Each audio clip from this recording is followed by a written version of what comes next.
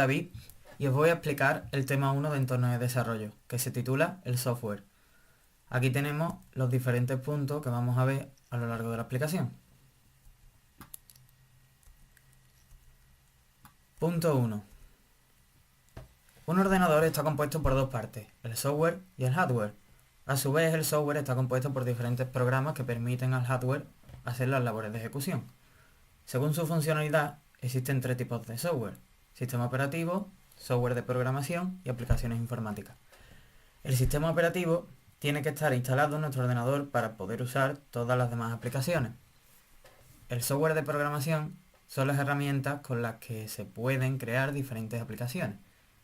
Y las aplicaciones informáticas son los programas conocidos habitualmente como el Word, los videojuegos, el uTorrent. Punto 2. El sistema operativo, de forma oculta, se encarga de que el hardware interactúe con las aplicaciones y con los propios usuarios. Los diferentes tipos de software necesitan hardware para su ejecución, por lo que son intrínsecos el uno al otro. Por ejemplo, si no tienes un monitor no puedes crear aplicaciones, ya que no ves lo que estás programando. Punto 3. El desarrollo del software se da desde que una persona tiene una idea hasta que ésta lo crea y hace que funcione en un ordenador. Dicho desarrollo tiene que cumplir unas etapas para que sea eficiente, seguro y fiable, que son el análisis, el diseño, la codificación, las pruebas, la documentación, la explotación y el mantenimiento. 3.1. El ciclo de vida del software son los pasos a seguir para desarrollar un programa, y siempre se deberían de hacer. Los modelos a seguir son diversos, pero los más utilizados son el modelo en cascada, el modelo en espiral y el modelo en cascada con realimentación incremental. El modelo en cascada. Para pasar de una fase a otra es imprescindible haber terminado la anterior, habiendo conseguido todos los objetivos asignados en ella. Y además ayuda a no pasarse en la fecha de entrega de un programa.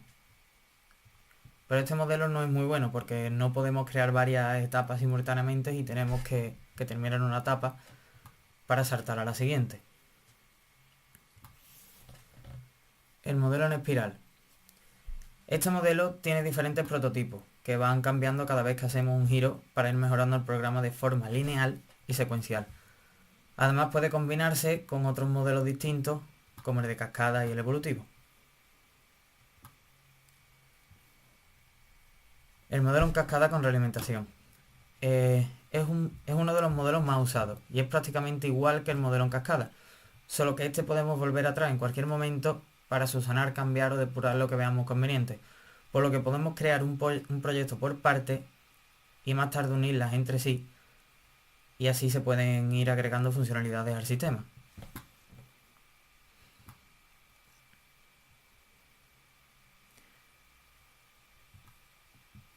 Punto 4.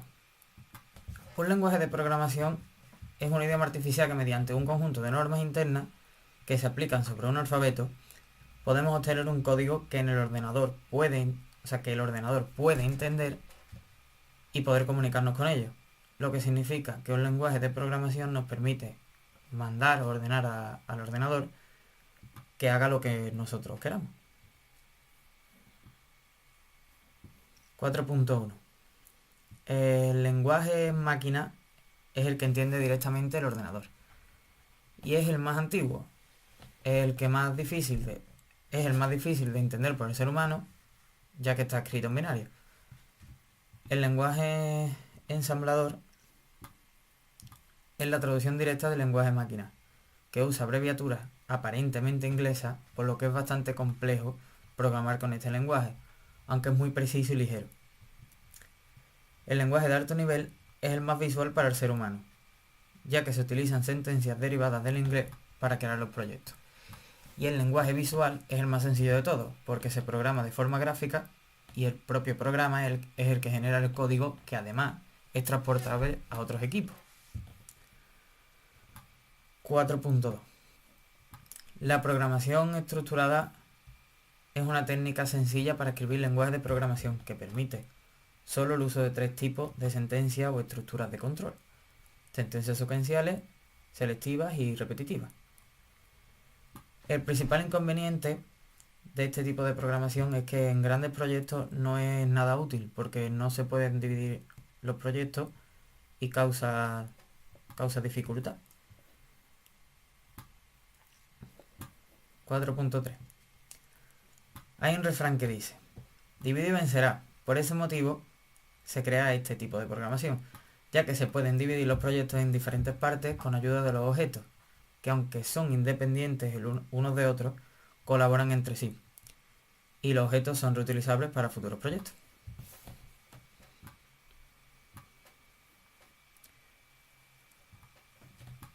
Punto 5. Las fases constan de diferentes etapas a seguir, una detrás de otra, para que de este modo se cree un buen proyecto. El análisis es la fase más importante, ya que todas las etapas posteriores dependen de esta. Se realizan y detallan los requisitos funcionales, lo que tiene que hacer el programa para que funcione correctamente, y no funcionales, que funcione de forma óptima para que sea más ligero.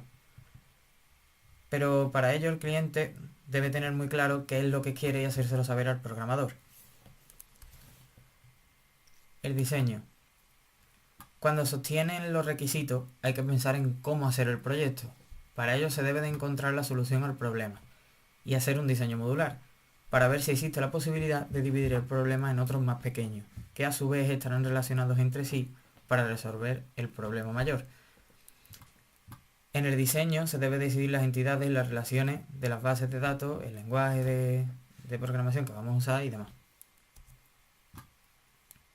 La codificación. Una vez tengamos el código fuente bien documentado, corregido y programado de forma eficiente, compilamos todo y obtenemos el código objeto, que aunque esté en binario, la máquina no lo entiende aún del todo. Así que se crea el código ejecutable y este ya sí es entendido por la máquina. 5.4. Tenemos el código fuente, código objeto y código ejecutable. El código fuente son las instrucciones que la máquina recibe a través del programador. Uno de los principales factores es si el código fuente va a ser abierto o cerrado. Si es abierto, cualquier persona podrá verlo, cambiarlo, reutilizarlo, y por el contrario, si es cerrado, a menos que tengas un permiso, no podrás acceder al código. El código objeto, también conocido como bytecode, es el código fuente compilado y pasado a binario, pero aún sin ser comprensible por la máquina. Y nunca se va a generar un código objeto si el código fuente tiene errores. En vez de compilar, también se puede interpretar, y en este caso no se genera código objeto, sino que crea directamente el código ejecutable si el código fuente no tiene errores.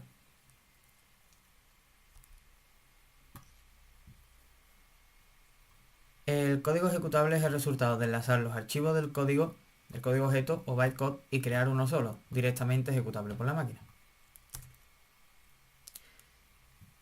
5.5. Una máquina virtual es un documento que simula un sistema operativo y puede ejecutar programas como si fuese un ordenador aparte, lo que significa que es como si duplicásemos nuestro ordenador teniendo dos ordenadores independientes en uno. Usando este tipo de máquinas se pueden crear y ejecutar programas en otros ordenadores, sin importar el hardware que éste tenga. Así se garantiza la portabilidad de los programas. 5.51. Un entorno de ejecución es un servicio que nos ofrece la máquina virtual y que nos permite depurar los programas ejecutándolos directamente. Mientras que se está ejecutando, el entorno de ejecución se encarga de configurar la memoria principal del sistema, enlazar los archivos con la biblioteca y depurar los programas. 5.52. Es un entorno en tiempo de ejecución, el cual nos hace falta para ejecutar el bytecode en cualquier ordenador, ya que actúa de intermediario entre el sistema operativo y Java. 5.6. Cuando hayamos terminado el proyecto, toca probar ahora si funciona o no, poniendo a prueba, evidentemente, la aplicación, introduciéndole datos límite para ver su respuesta. Existen dos tipos de pruebas, las unitarias y las de integración. Las unitarias prueban por separado y de forma aislada todas las partes del software, y las de integración se encarga de probar el funcionamiento completo del software. Tras realizar las pruebas anteriores, se produce la beta test, en la que el cliente prueba el software completo en su propio equipo con un uso normal para ver si da fallo o no da fallo y corregirlos posteriormente. 5.7. La documentación es una parte muy importante del desarrollo, ya que tenemos que explicar a los usuarios cómo funciona el programa. También es muy importante para poder hacer futuros cambios en el software y para poder reutilizar partes del código para futuros proyectos. 5.8. La explotación es la fase en la que el software es instalado y configurado en los equipos de los clientes, y en esta fase se empieza la beta test. Cuando los usuarios tienen el software y empiezan a usarlo es cuando realmente se está explotando el producto. De ahí la diferencia entre explotación y mantenimiento. 5.9. Tras haber proporcionado al cliente el software, tenemos que ir actualizando el programa y adaptándolo a las necesidades presentes del momento, añadiendo también la corrección de errores que el cliente vaya observando.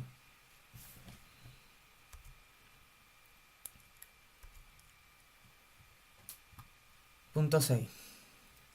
La programación por capa es un modelo de desarrollo software en el que el objetivo principal es la separación o encapsulamiento de las partes que componen el software, que son la presentación, el negocio y los datos.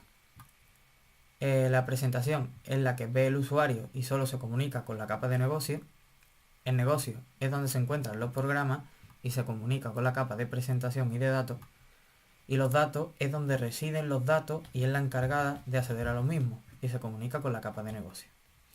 La ventaja principal de este estilo es que el desarrollo se puede llevar a cabo en varios niveles y en caso de que haya que hacer algún cambio solo afectará a ese nivel.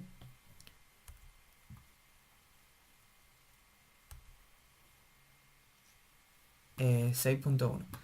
Dentro del desarrollo por capas se encuentra el modelo Vista Controlador, MVC, y es un estilo de arquitectura de software que separa los datos de una aplicación, la interfaz de usuario y la lógica de control en tres componentes distintos: la vista, el controlador y el modelo. La vista recibe datos del modelo mostrándolos al usuario. El controlador recibe las entradas de la vista y realiza peticiones al modelo y a la vista. Y el modelo accede a la capa de almacenamiento de datos y define las reglas de la lógica de negocio.